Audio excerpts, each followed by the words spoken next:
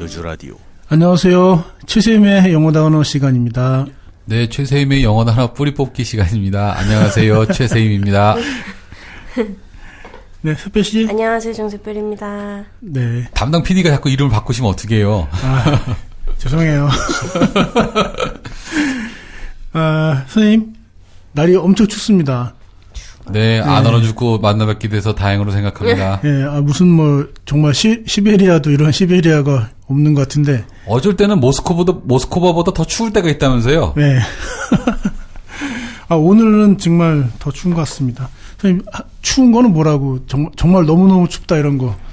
칠이라고 하는 단어가 있는데요.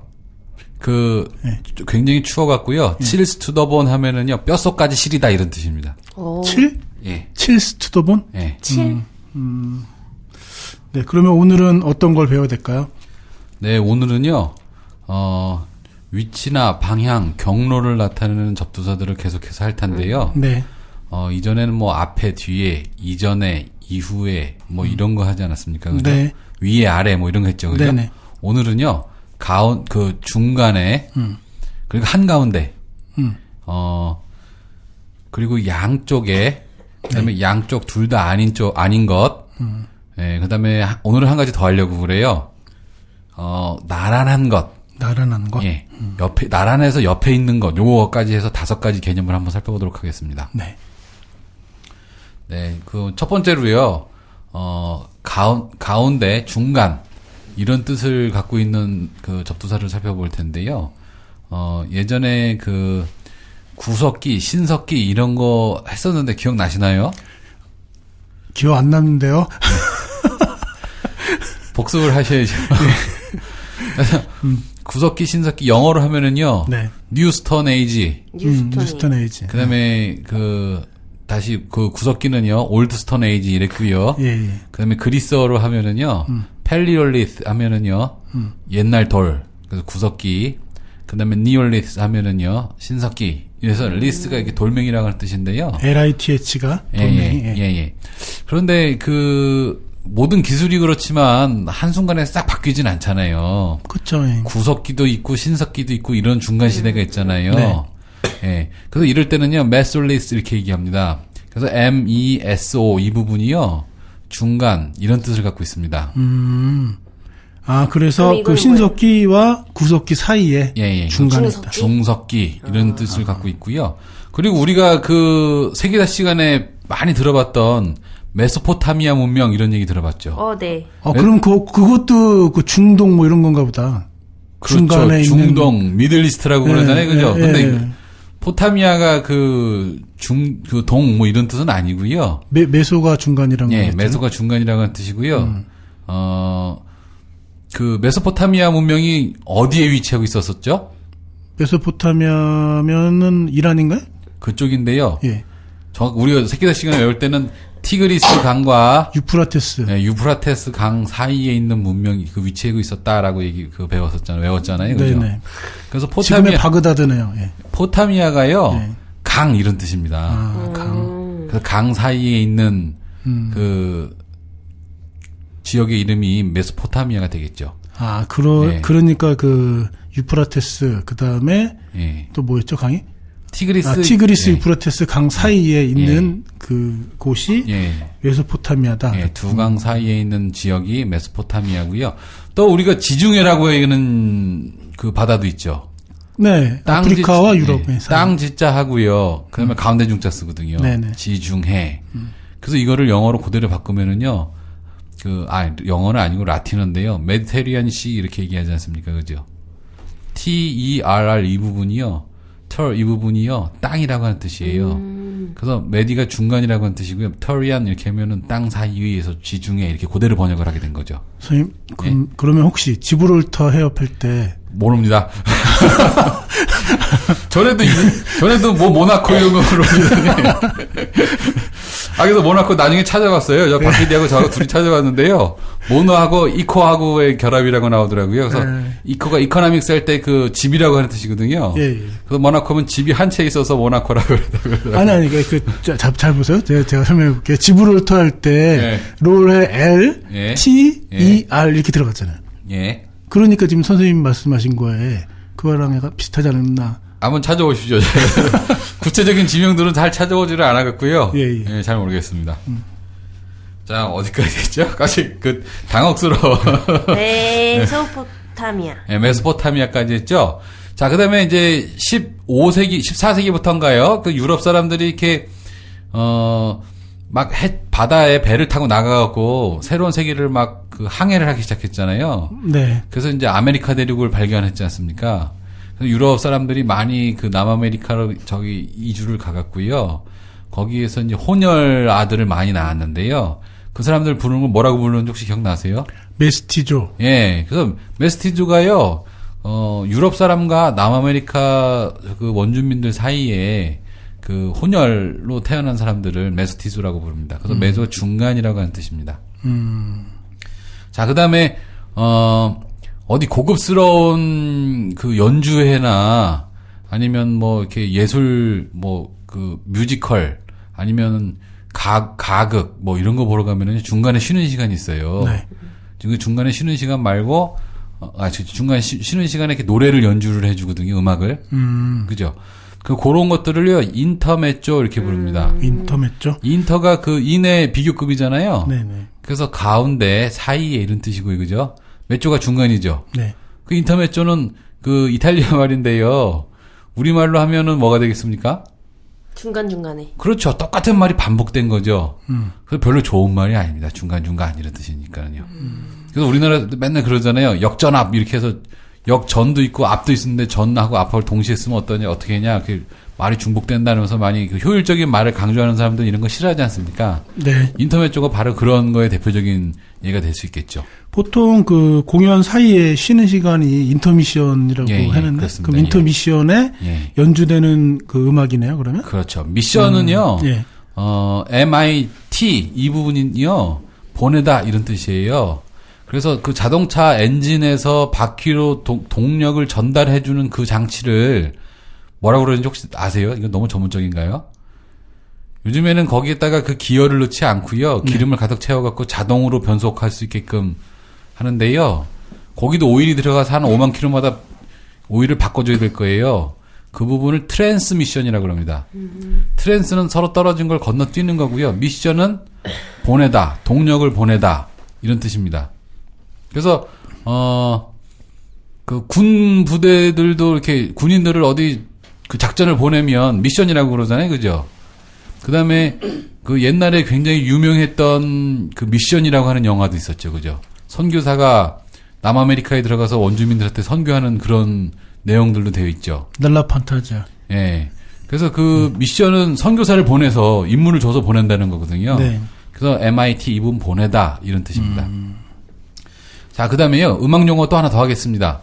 소프라노하고요. 네. 알토하고 중간에 있는 높이 영역을 뭐라 그러죠? 메조소프라노. 예, 메조 소프라노. 그래서 메조가 중간이라고 하는 뜻입니다. 근데 소프라노는 여자고 알토는 남자고 그러잖아요? 테너, 바리톤, 베이스 아니에요? 그렇구나.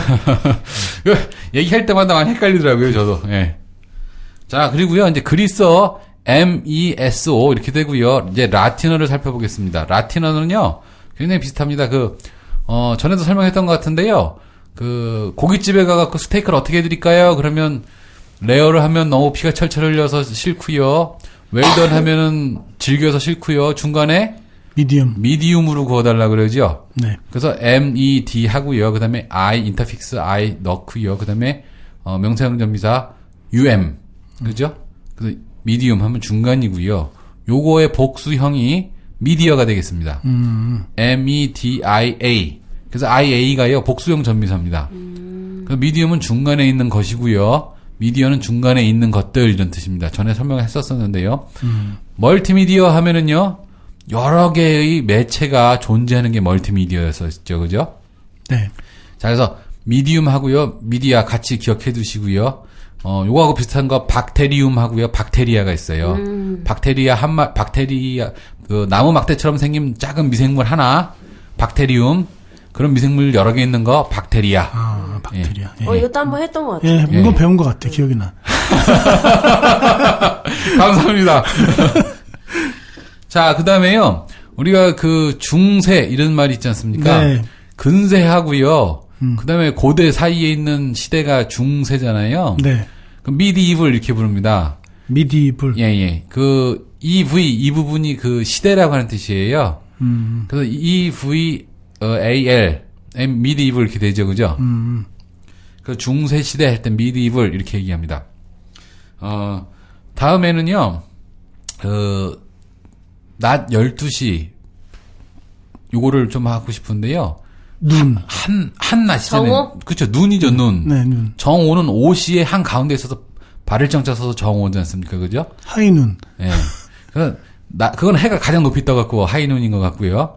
그 다음에 라틴어로 하면은요, day가요, DI라고 하는 어근을 가집니다. 그래서 다이얼비누 할 때 있지 않습니까? 네. 다이얼이 해시계라고 하는 다이어리? 뜻이거든요. 예. 다이어리는 매일매일 쓰는 일기고요. 다이얼은 해시계. 다이얼. 예. 그래서 옛날에 전화기나 아니면 아날로그 시기 보면 쭉 삥 둘러서 숫자들이 써 있지 않습니까? 그거를 해로다가 그 시간을 측정했기 때문에 해시계라고 하는 뜻이었었어요. 다이어리. 그리고 그다음에 매일 쓰는 일기는 다이어리, 개인적인 일기는 다이어리. 그다음에 공식적인 일지는 저널 이렇게 되거든요. 자, 그래서 이제 여기다가 메디를 붙여갖고요. 메디디안 이렇게 하면 좋은데요. 메디디안 하면 발음하기가 굉장히 힘들잖아요. 그래서 메디가요 메리로 바뀌었습니다. 그래서 메리디안 하면은요 낮에 한 가운데 이런 뜻입니다. 메리디안. 선생님, 예. 월드 메리디안 아파트 이런 거 있잖아요. 예. 그거랑 같은 건가요? 그런 아파트가 있는가 보죠. 그럼 세계 중심에 있는 아파트라는 뜻인가 보죠. 오. 예. 그러면 이게 중심이란 뜻인 거죠. 그렇죠. 중심이라는 뜻이죠. 가운데 있는 거니까. 월드 메리디안 아파트가 그런 뜻이구나. 그런 브랜드의 아파트 있는지는 또 저 처음 들어봤습니다. 또. 자, 그래서요. 엔티 메리디안 하면 AM이고요. 포스트 메리디안 하면은요 PM입니다. 오후요. 지난주에 했었죠, 그죠? 예. AM, PM. 예. AM, PM. 그냥 AM, PM 이렇게 하지 마시고요. 엔티 메리디안, 포스트 메리디안 원래 그 철자와 메리디안, 포스트 메리디안. 소리를 다 기억해 두시면 왠지 굉장히 유식해 보이겠죠, 그죠? 이거는 알겠네요. 예. 메리디안. 예. 자, 그 다음에요, 이제 그 프랑스어로 좀 라틴어의 라틴어가 프랑스어로 건너가서 좀 모양과 발음이 조금씩 변한 것들을 좀 살펴볼 텐데요. MEAN, mean이라고 하는 낫말인데, 예? 뜻이라고 하는 뜻도 있고요. 예. 수학에서는 평균 그런 뜻도 있어요. 평균. 예. 그리고 이거는 우리가 생각하기엔 평균이면 가운데인데요, 그죠? 네. 민이라고 하는 뜻이 좀 비천한, 비열한 이런 뜻이 있어요. 옛날에는 귀족들이 얼마 없었고 대부분 다 평민이었는데 평민들의 신분이 낮았잖아요. 그렇죠. 예. 그래서 민이 비열한, 비천한 이런 뜻이 있다라고 하는 거 함께 기억해 두시고요. 네. 그 다음에 함께라고 하는 뜻을 가진 접두사 come이랑 붙어갖고요. come인 이렇게 되지 않고 common 이렇게 됩니다. COMMON. common 이렇게 하면은요, 같이 중간을 갖고 있는 거잖아요, 그죠? 그래서 이거는 보통의 이런 식으로 번역하는데요. common people 하면 보통 사람이 아니에요. 약간 신분이 낮은 사람을 얘기해요. 아니, 보통 커먼 센스 그러면은 상식 그래갖고. 이거는 중간이 네. 함께 갖고 있으니까 많은 사람들이 공유하고 있는 그 센스가 커먼 센스지 않습니까? 네. 그런 의미에서는 그렇게 쓰는데요. 사람들을 얘기할 때 커먼 피플 하면 좀 신분이 낮은 사람들 이렇게 뜻이 되고요. 아까 민도 그렇고 커먼도 그렇고 좀 그렇습니다. 약간 예. 좀 낮춰 부르는. 예. 그래서 글 쓰실 때 굉장히 조심하셔야 돼요. 한국 사람들이 보통 커먼이라는 말을 써서 커먼 피플 이렇게 해서 많이 글 쓸 때 영어를 사용하는데요. 이거 뉘앙스가 굉장히 안 좋습니다. 그래서 아주 평균적인 사람들을 얘기할 때는요. average people 이렇게 얘기합니다. 에버리지. 예. 자, 요거 기억해 주시면 좋을 것 같고요. 네. 자, 그래서 중간을 나타내는 라틴어에서 온 말들 MEDI, I는 의미 없이 중간에 끼어 있는 empty interfix예요, 그죠? 그다음에 프랑스어의 영향을 받은 MEAN, 그다음에 MON 이런 것들 같이 한번 살펴봤습니다. 다음에는요, 영어를 살펴볼 텐데요. 영어 거의 똑같습니다. mid입니다. MID. 자, 이 미드 붙은 말도 굉장히 많죠. 네. 네. 그래서 미들 스쿨 할 때 미들 있죠, 중간에. 네. 그 다음에 미드웨이 하면은요, 웨이가 길이라고 하는 뜻이니까는요, 길 한복판을 말합니다, 미드웨이. 자, 그리고요, 우리 그 예. 옛날에 미드웨이 해전. 예. 네, 그러면 이제 한복판에서 예, 예. 바다 한복판에서 싸운 거네요. 예, 그러면. 그렇죠. 항로에 뭐 한가운데에 있었던 거니까 뭐 예. 태평양 한가운데를 얘기하는 거 봐요. 그죠? 예. 정확하게 미드웨이가 어디인지 정확하게 모르겠는데 그때는 또 대문자를 쓸 겁니다. 아마 그죠? 지역명일 테니까. 그러겠네요. 예. 예. 그다음에 밤 12시는 뭐라 그러죠? 미드나잇. 예, 미드나잇. 미드나잇 블루. 예. 옛날 사람이시군요. 솔롱리. 루이스 타커 말씀하시는 거죠? 옛날 사람이에요. 예. 아, 저는 그런 노래 잘 모릅니다. 예. 예. 자, 그 다음에요, 이제 중간 거를 했으니까는 한번 정리를 한번 하면은요, 그리스어 MESO, 메소, 그죠? 그 다음에 라틴어 MEDI, 그 다음에 영어 MIDI, 이렇게 되겠습니다. 그죠? 기억하시면 좋겠어요. 한꺼번에 기억하시고, 발음이 다들 비슷하죠, 그죠? 네, 비슷하네요. 자, 그 다음에 이건 접두사는 아닌데요, 한 가운데 한 점을 나타내는 말이 있어요. 센터입니다. 센터. 예, 예. 이거 우리말로 하면 한 가운데 이렇게밖에 설명을 못 하겠어요. 그냥 가운데도 복판? 복판도 그렇고요. 가운데도 그렇고 좀 어느 정도 범위가 넓이가 있잖아요. 좀 작죠. 근데 센터는 한 점이지 않습니까? 그죠? 예, 아예 점. 우리 개념상 우리가 일반적으로 쓰는 개념상으로 봤을 때요. 그래서 한 가운데 요 정도나 아니면 뭐 센터 요 정도의 단어로밖에 설명을 못 할 것 같아요. 근데 센터가 그 CENTER 쓰기도 하고요. CENTRE 이렇게 쓰기도 하는데요. 네. 혹시 이런 거 보셨어요? 쇼터? 센터. 아니요. T. CENTER 가 다른 거예요. 이렇게 쓴 것은요. 네네. 발음을 따라서 쓴 거고요. 네. CENTRE 하면 이렇게 쓰는 것은요. 그 형태소를 따라서 쓴 거예요. 어쩌다가 한번 외국에서 들어온 키보드를 잘못 사용하게 되면 엔터가 ENTER 이렇게 써 있지 않고요. ENTR. 예, 그렇게 써 있는 거 혹시 보셨어요? 아니요. 아, 못 보셨구나. 그런 거 가끔 있어요. 가끔 어쩌다가 이렇게 어디 가보면 그런 키보드가 있거든요. 그래서 절대 당황하지 마시고요. R과 E가 서로 방향이 위치가 바뀐 것은요.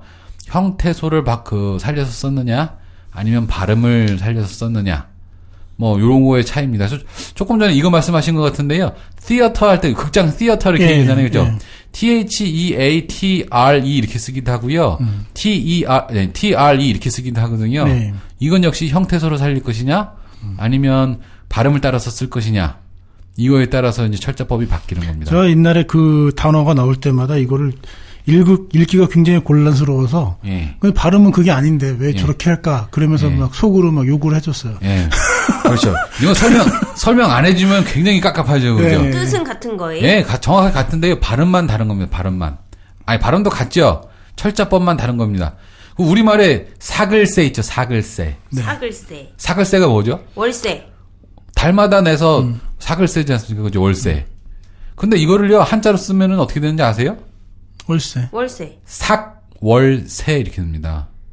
근데 사월세 이렇게 하면 발음하기 굉장히 힘들잖아요. 그렇죠. 예. 그래서 이게 사글세로 발음이 바뀌었고 사글세도 표준어로 돼 있을걸요? 그런 겁니다. 그래서 사글세 써놓으면 발음하기는 쉬운데요. 그걸 봤을 때 무슨 뜻인지 알기는 굉장히 어려워요.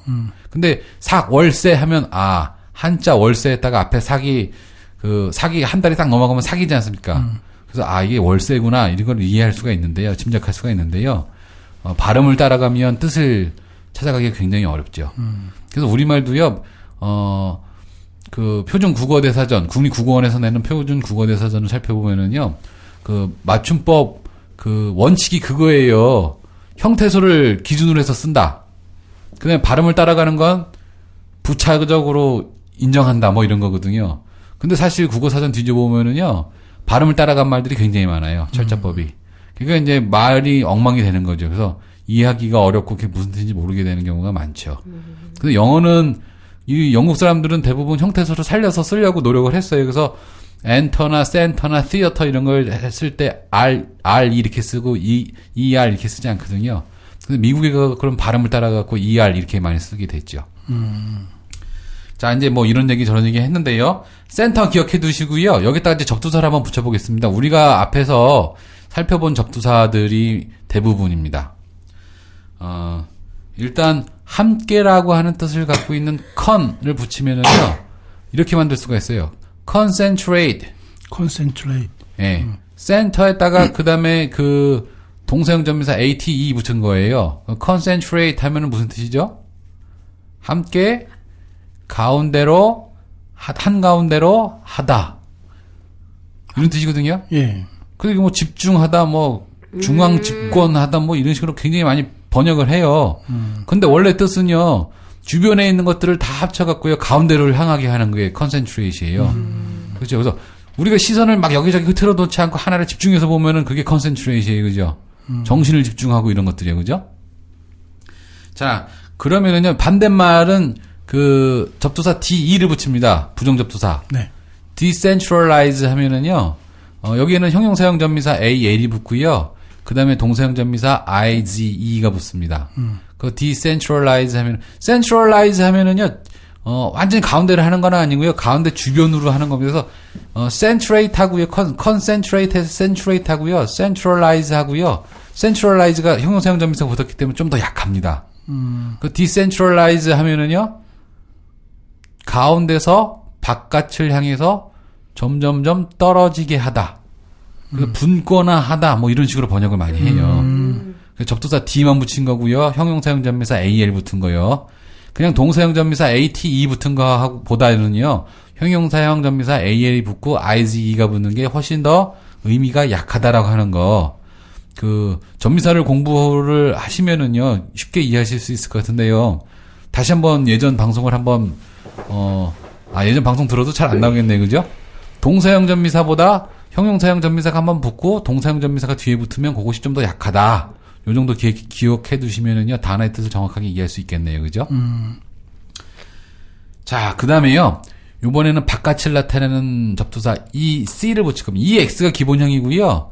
뒤에 센터에서 그 C가 시작되니까 여기도 X가 C로 바뀌었습니다. 그래서 EC 그다음에 CNTR 이렇게 붙습니다. 그래서 eccentric 형용사형 전미사 IC가 붙습니다. 그럼 eccentric 하면은 한 가운데서 센터에서 바깥으로 나간 것이 이런 뜻이 되지 않습니까? 그죠? 그래서 우리 이것은 좀 일반적이지 않고 좀 괴상하고 이상한 것들을 말합니다. eccentric. 그래서 가끔 보면 가운데 있지 않고 그 이상한 생각하고 바깥으로 나가는 사람들이 있잖아요. 저도 그런 사람들 중에 한 사람인데 그걸 eccentric하다고 그럽니다. 그래서 항상 고집쟁이고 바깥에 나가서 헤매는 아웃사이더들이 새로운 걸 발견할 가능성이 높죠. 그렇지 않. 그럼 뭐 약간 네. 별종 뭐 이렇게. 그렇죠. 그런 겁니다. 그래서 성공할 가능성도 좀 낮지만요, 그죠? 네, eccentric.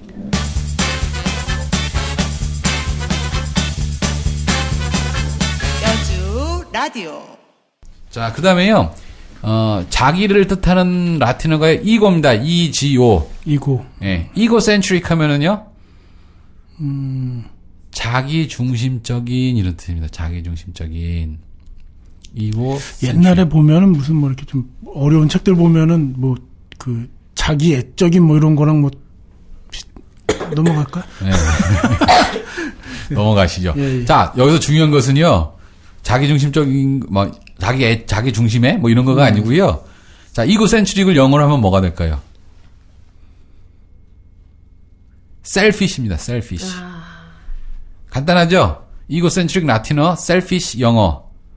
그럼 어느 걸 쓰면 더 유식해 보이게 보이겠어요? 이고센트릭. 네, 이고센트릭 하면 굉장히 유식해 보이고 selfish 하면 막 욕하는 것 같이 들리고 그런 겁니다. 그래서 똑같은 의미를 갖고 있는 낱말이지만 라틴어냐 영어냐에 따라서 그 뉘앙스가 조금 달라진다는 거예요. 격조가 달라지고 그다음에 형식이 달라진다라고 하는 거예요. 기억해 두시면 좋겠습니다. 자, 이제 센터와 관련된 말들을 살펴봤는데요. 세 번째로는요. 양쪽 이런 말을 살펴보겠습니다. 양쪽. 예. 그래서 그리스어를 하면은요. MP입니다. AMPHI. MP. PH가 F 발음 났죠. 그죠? 네. 이거 반드시 그리스어예요. PH가 F 발음 나는 거예요. 그래서 MP가 붙은 말들 중에 혹시 기억나는 거 있으세요? 잘 없으신가요? 자, MP 한 다음에요.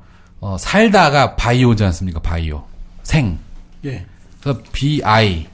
그래서 그 다음에 형용사형 전미사 AN. 이것이 명사를 나타내고요. amphibian 하면은요. 양쪽에 사는 것들을 뜻하는 말입니다. amphibian. 양쪽에 사는 게 뭐가 있죠? 물에도 살고 육지에도 양서류? 살고. 예, 양서류입니다. 양서류.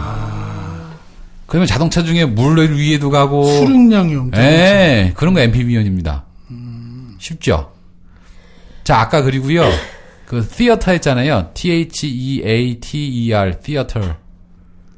이거 극장이잖아요. 예, 극장. amphitheater 하면은요. 양쪽 극장이요? 네. 뭐야 이게? 극장이. 무대가 있으면 무대 양쪽에서 볼 수 있는 극장. 무대가 있으면 무대 양쪽에서. 예. 이거 원형 극장이에요. 반원형 극장. 근데 요즘 다 그렇지 않나? 요즘에 그렇지 않죠. 극장 같은데 그 일반 그 극장에 가면 그냥 스크린 앞에 있고 뒤에 저기 있고 오페라 하우스 이 정도 가야 원형 극장이 있지 않습니까? 그죠? 원형 극장 이런 거 전에 했었는데 기억나세요? 헤미사이클? 네, 헤미사이클. 헤미사이클. 네. 헤미사이클 할 때 앰피시어터 이거 같이 했어요. 안 했나?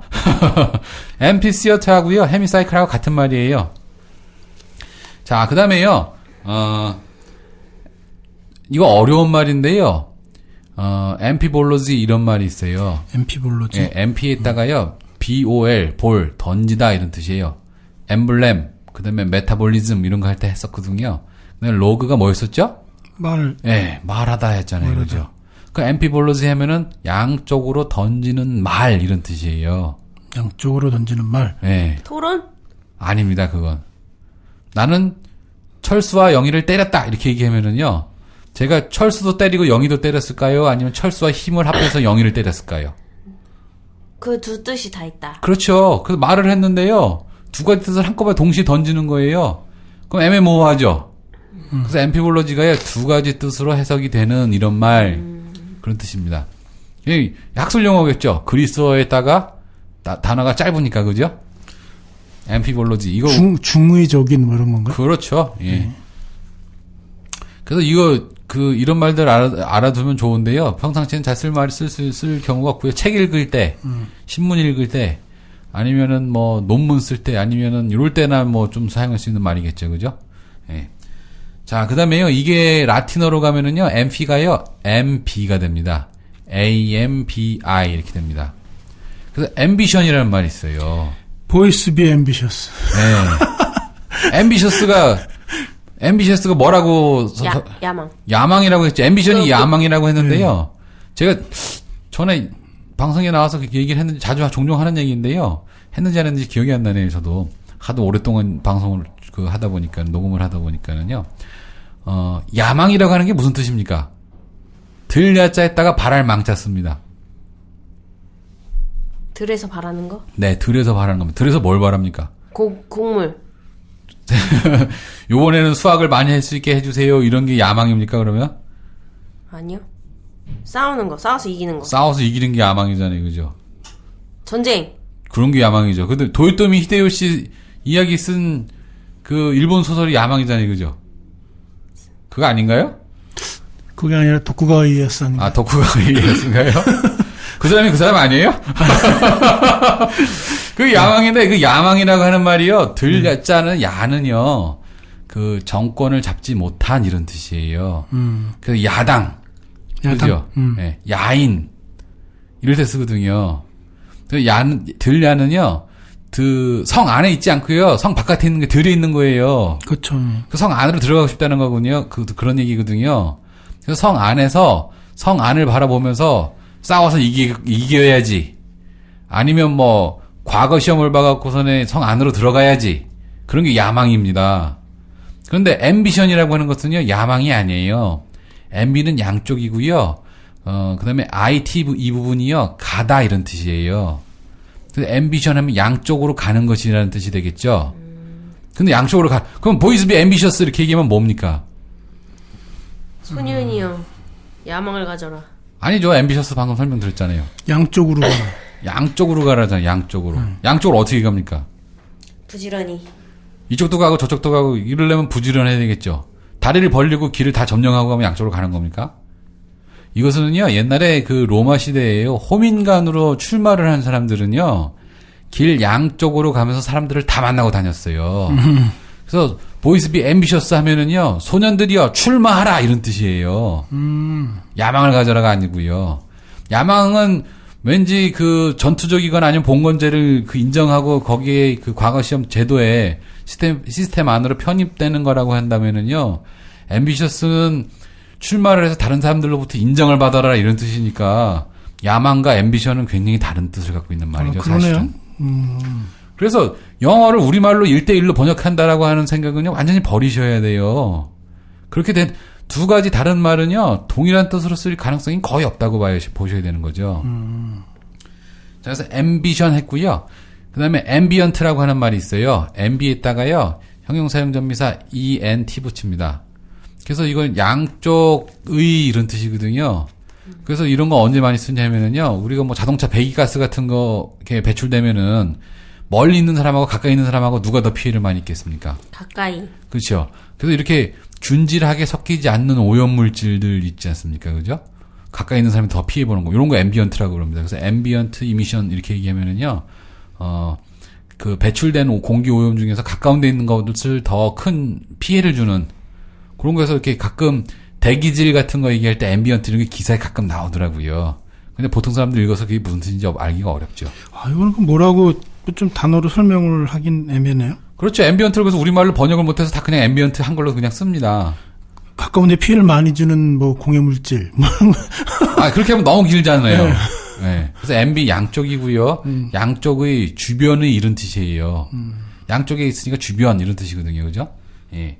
한 단계 좀 의미가 확장된다라고 하는 거 또 기억해 두셔야 될 것 같고요. 다음에 그 살펴볼 것도요. 나란한 건데 그것도 주변이라고 하는 뜻도 있어요. 거기서 또 한번 나오니까는요. 주변, 양쪽과 주변을 한꺼번에 같이 기억해 두시기 바랍니다. 네.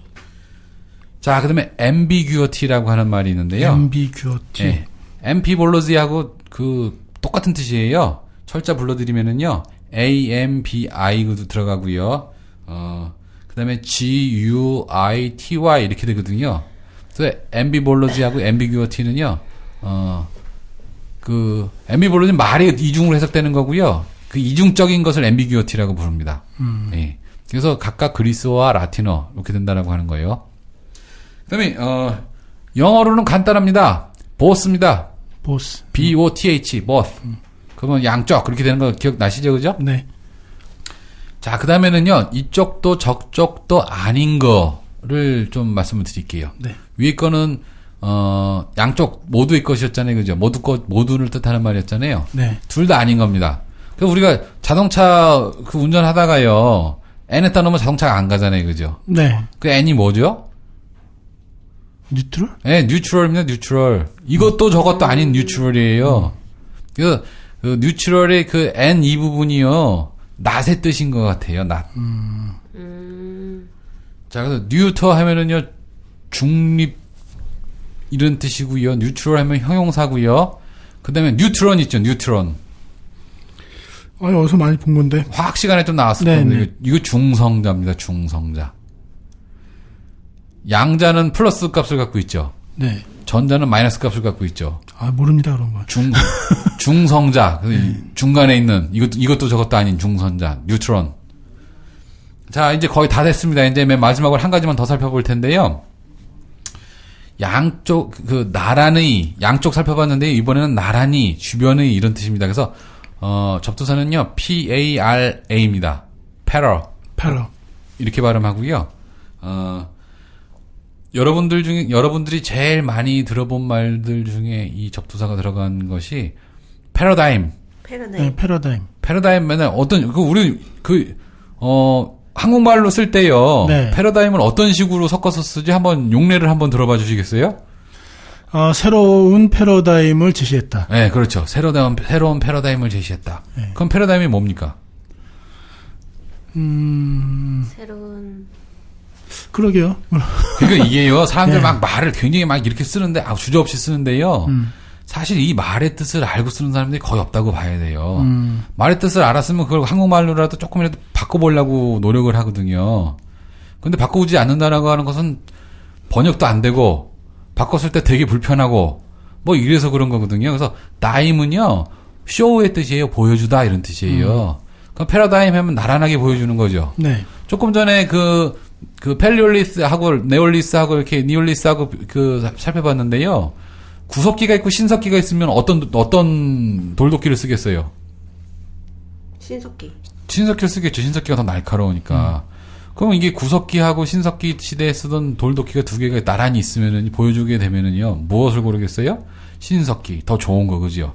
그래서 패러다임이라는 건 나란하게 보여줘갖고요, 비교를 할 수 있게끔 해주고, 그것이 더 좋다라고 하는 걸 한눈에 볼 수 있게끔 해주는 게 패러다임이에요. 그러면 그 전에 쓰던 말이 틀리네. 그렇죠. 우리는 뭐 새로운 뭐 패러다임을 보여준다 이런 걸 틀린 말이야. 체제 뭐 이 정도로 생각하고 사용했잖아요. 그 예, 말들을. 예. 근데 그게 아니라 두 개를 나란하게 비교를 해줘서 선택할 수 있게끔 한 번에. 그래서 새로운 패러다임을 보여주었다라고 한 것은 더 모범적인 사례를 보여줬다는 얘기인 거죠. 그래서 패러다임 이런 뜻이고요. 다음에 살펴볼 낱말은요, 패러곤입니다. 패러다임 철자 한번 불러드릴까요? 네. 자, P-A-R-A-D-I-G-M. 어렵습니다, 패러다임.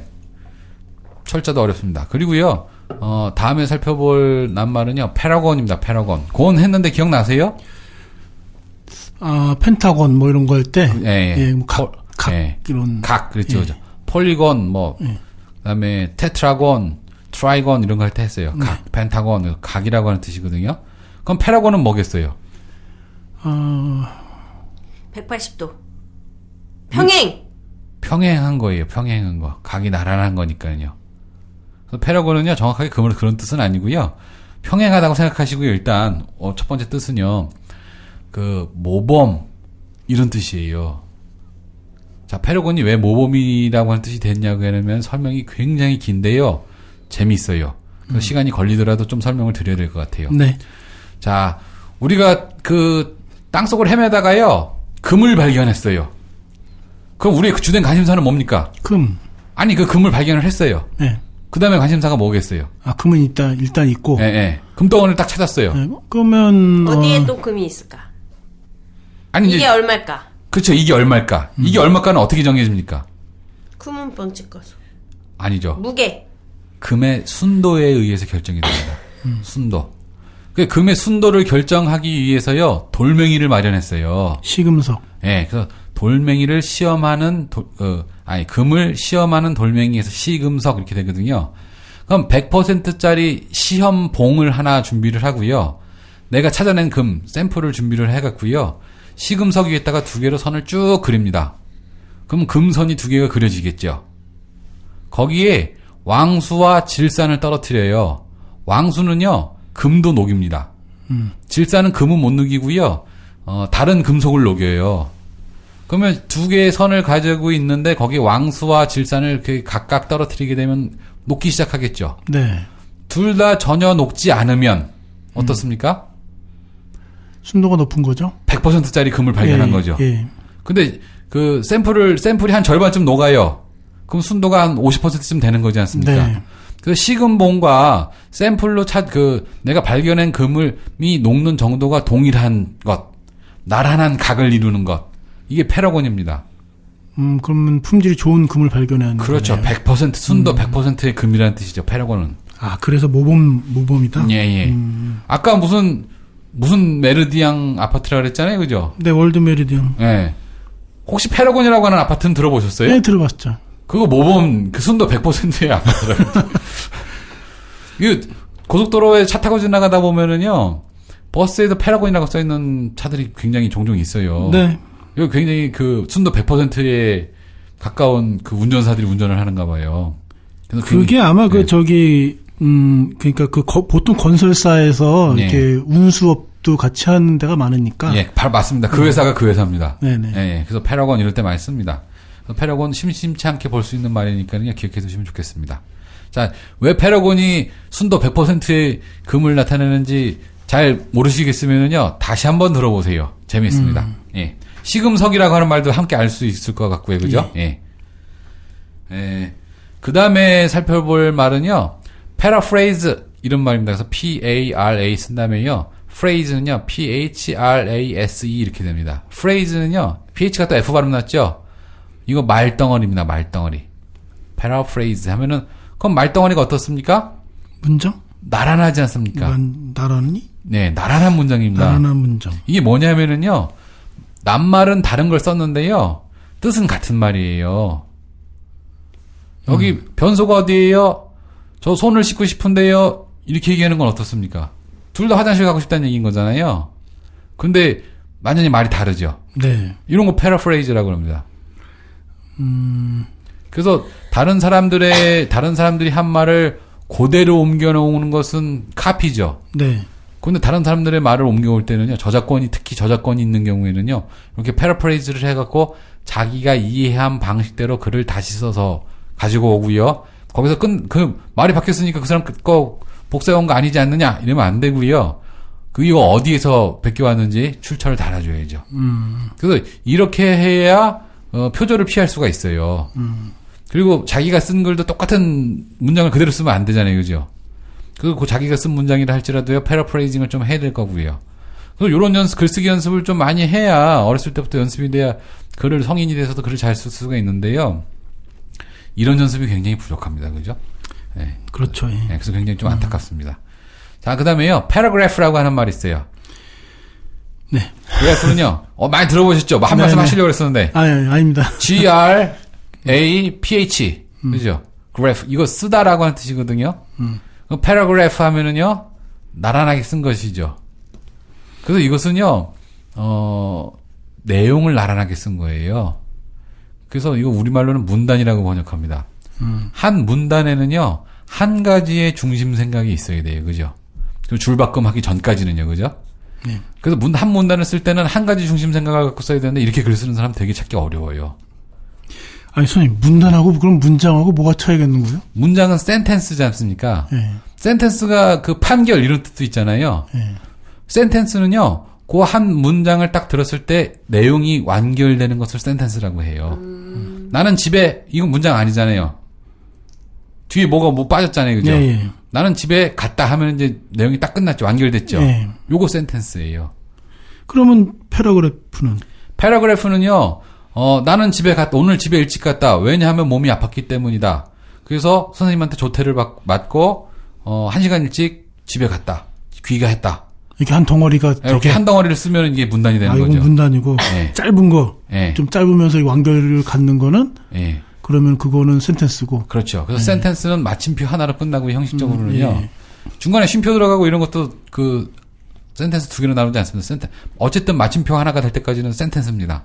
그래서 길게 쓸 수가 있죠. 네. 만약 내가 지금 10년만 젊었더라면 학교를 다시 다녀서 한의사가 될 수 있었을 텐데 이렇게 길게 얘기해도 이거 하나의 문장입니다. 그냥. 예. 자, 센텐스와 패러그래프 하나의 중심 생각을 이루어야 된다라고 하는 거예요. 나란하게 쓰기, 패러그래프 이거 기억해 두시면 좋겠습니다. 패러프레이즈하고 좀 다르죠, 그죠? 네. 패러프레이즈는 바꿔 쓰기고요. 예. 그 다음에 이제 많이 들어보는 말일 텐데요. 패러사이트라고 하는 말이 있어요. 이거 스타크래프트에 나오는 뭐 감염된 뭐 이런 건가요? 기생충이라고 기생충? 합니다. 그래서 예. SITE가 붙습니다. 접두사 패러에다가 SITE가 이게 옆에서 먹다 이런 뜻이에요. 그러면 먹다 이런 뜻이에요. 그러면 패러사이트는 옆에서 먹는 거죠. 그래서 누가 먹고 있는데 거기서 흘린 거 주워 먹으면 그게 기생이에요. 근데 뱃속에도 기생충이 있잖아요. 그죠? 네. 뱃속에 붙어서 같이 붙어서 먹고 사는 게 기생충이지 않습니까? 그죠? 네. 그래서 기생은 기대서 사는 게 기생이고요. 공생은 함께 사는 게 공생이죠. 그래서 기생과 공생이 조금 다릅니다. 그죠? 예, 패러사이트. 예, 기억해 주시면 좋을 것 같고요. 다음에 라틴어로 갈 텐데요. 라틴어는요, 두 개밖에 없습니다. 하나는 파라솔이라고 부르는 거 있지 않습니까? 파라솔. 예, 파라솔. 해변가에 가서 더워서 이렇게 피는 큰 우산이요. 네. 파라솔이라고 하는 말하고요. 패러수트 이 말이 있어요. 낙하산? 예, 낙하산. 그래서 패러솔은요, 태양이라는 뜻이에요. 솔라이트 배터리 그러지 않습니까? 네. 배터리. 그래서 솔라이트가 이게 태양표입니까, 이게? 솔라 할 때 그 솔이에요. 태양이라고 하시니까, 패러가 나란한데 뭐하고 나란합니까? 태양하고 나란해요. 그 패러솔이에요. 패러숫은요, 숫이 떨어지다라는 뜻이에요. CHUT 이렇게 쓰는데요. CH가 프랑스어의 영향을 받아갖고요. 취 이 발음도 아니고요. 쉬 발음 됐어요. S자 이렇게 길게 눌려놓은 거 있지 않습니까? 그래서 패러슈트 하면은요, 나란하게 떨어지는 것. 사람이 떨어지면 나란히 같이 떨어져야 사람이 살죠, 그죠? 저항이 일어나고요. 그래서 페러슈, 낙하산 이런 뜻입니다. 그 낙하산이라고 하는 말하고 낙하산이라고 하는 거 우산산자 쓰잖아요. 예. 떨어지는 우산이라고 하는 뜻이고요. 페러슈는 나란히 떨어지는 건데 페러슈트하고 낙하산하고 다른 말이죠. 또 이해를 못 예, 하시네요. 이거 잘 이해 안 되는데. 그 자, 비슷한 말 아니에요? 페러슈트를 낙하산이라고 번역을 하는데요. 네. 정작 페러슈트는요, 나란하게 떨어지는 것이라고 하는 뜻을 갖고 있고요. 낙하산은요, 떨어지는 우산이라고 하는 뜻이 있어요. 예. 두 개 다른 말이지 않습니까? 예. 네. 이렇게 해요. 두 가지 다른 말은요, 항상 다른 측면을 이야기하고 있어요. 같은 측면을 이야기하는 경우가 거의 없어요. 그래서, 직독직해, 뭐 이런 말 많이 하지 않습니까? 네. 페러숫을 낙하산으로 번역해서 이해하는 것은 직독직해가 아니에요. 나란하게 떨어지는 건 이렇게 이해하는 것이 직독직해죠. 예. 그래서 직독직해라고 하는 말도요, 우리가 지금 상당히 많이 왜곡해서 이해하고 있다라고 하는 것을 좀 말씀드리고 싶어서 이 말씀을 계속해서 드립니다. 네. 자, 영어로 하면은요, 바이입니다, 바이. 바이. 예, 그래서, 옆에 할 때 바이라고 하는 전치사를 많이 쓰죠, 그죠? 그 다음에 바이 스탠더라고 하는 말이 있어요. 바이 하고요, 하이픈 쓰고 스탠더 씁니다. 그 옆에 서 있는 사람이죠? 네. 옆에 서 있는 사람이 뭡니까? 짝꿍. 예? 옆에 서 있는 건 짝꿍이 아니고요. 예를 들어서 두 사람이 어떤 사람이 범죄를 저지르고 있어요. 그 옆에 서 있는 사람 뭡니까? 공범? 아니, 그 사람은 액세서리고요. 형사. 범죄를 저지르는데 그걸 막거나 신고하지 않고 가만히 서 있는 사람. 방관자지 않습니까? 방관자. 그죠? 그래서 바이스탠더를 방관자로 많이 번역을 하는데요. 이것도 틀렸습니다. 담배 피우는 사람 옆에 서 있는 사람은 어떤 사람이죠? 뭐 여러 가지 경우가 있겠죠. 간접 흡연자지 않습니까? 간접 흡연자. 간접 흡연자도 바이스탠더예요. 그래서 바이스탠더를요, 방관자, 간접 흡연자 이렇게 번역하는 건 너무 힘들어요. 그냥 옆에 서 있는 사람이에요. 상황에 따라서 옆에 서 있을 때 어떤 영향을 받는지, 어떤 역할을 하는지를 생각해 보면 바이스탠더가 무슨 뜻인지 정확하게 이해할 수가 있는 거죠. 네.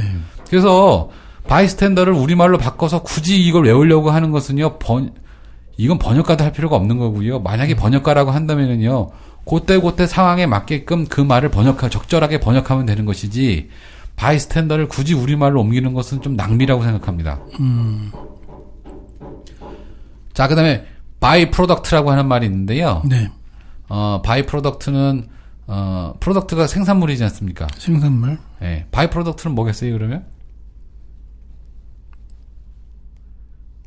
부산물? 네, 부산물이라고 하는 뜻이에요. 의도하지 않았는데 옆에서 저절로 나와요. 예를 들어 미장원에서 생산물은 예쁜 머리 모양이지 않습니까? 네. 부산물로 머리카락이 나오죠. 네, 그래서 생산을 했는데 그 옆에서 같이 나오는 것, 바이 프로덕트가 되겠습니다.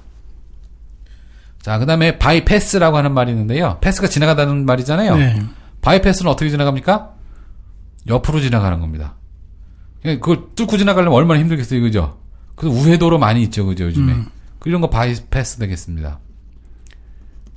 예. 자, 그래서, 나란한 것을 나타내는 말, 옆에 나란한 것을 나타내는 말, 페러, 라틴어도 페러, 그 다음에 영어로 바이. 이렇게 해갖고요, 5가지 개념을 모두 살펴봤습니다. 오늘 어땠습니까? 네, 뭐, 유익했네요. 제 강의는 항상 유익하죠. 네. 아니, 그리고 이렇게 좀, 이렇게 어원 같은 거를, 예, 많이 설명해 주셔서, 재미도 있는데, 공부를 해야 되겠다는 생각이 또 드네요. 네. 그래서 이게 벌써 우리가 절반 이상 했거든요. 예. 뒤에 남은 접두사가 좀 어려운 2가지 접두사가 남기는 했는데요. 많이 끝났어요. 이제 절반 이상 끝났어요. 그래서 이미 지금쯤이면 우리가 영어 사전에 있는 단어 중에 절반 정도는 이제 다 알았다라고 봐도 과언이 아닌 정도가 된 거죠. 그래서 접두사들 지금까지 한 것들이 대부분이기 때문에 어느 페이지를 넘겨도 그 낱말의 처음 시작하는 부분의 접두사를 보면 대충 알아셔야 돼요. 지금쯤이면은요. 그래서 좀 분발을 해 주시고요. 잘 기억이 나지 않으시면은요. 과거의 그 강의를 좀 반복해서 들어보시는 것도 방법이 될 수 있을 거고요. 접두사 표를 딱 그려갖고요. 갖고 다니면서 구구단, 초등학교 때 구구단 외우듯이요. 그렇게 외우시는 것도 한번 방법이 되겠습니다.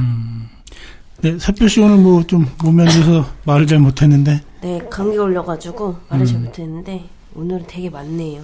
오늘 진짜 복습해야겠어요. 예. 그럼 오늘 뭐 모두 마치도록 하겠습니다. 네, 감사합니다. 다음에 뵙겠습니다. 감사합니다. 아니 스칼렛, 차가 왜 이렇게 더러워요? 멀도, 눈도 오고 비도 오고 황사에다 미세먼지까지 어쩔 수 없어요. 스칼렛, 아직 여주 워시존을 모르는군요. 여주어 시즌이요? 스노우폼 세차 방식으로 차량 흠집 걱정 없는 여주 워시존 말이에요.